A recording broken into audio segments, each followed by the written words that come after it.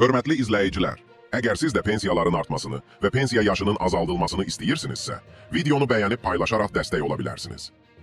Azərbaycan Respublikasının Prezidenti İlham Əliyevin yanında İqtisadi müşavirədə çıxış edən Əmək və Əhalinin Sosial Müdafiəsi Naziri Sahil Babayev, ölkə başçısının tapşırığına uyğun olaraq Dövlət Sosial Müdafiə Fondunun büdcəsinin gəlirlərinin optimallaşdırılması istiqamətində görülən işlərdən danışıb.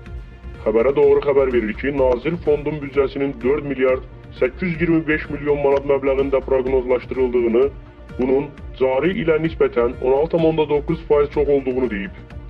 697 milyon manat əlavə vəsaitin məhz əhalinin ödənişlərinə yönəldiləcəyini vurğulayıb.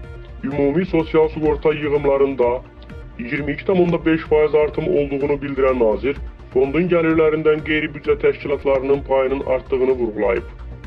Transferin məbləğinin cari ilə müqayisədə 81 milyon artacağını Sahil Babayev qeyd edib.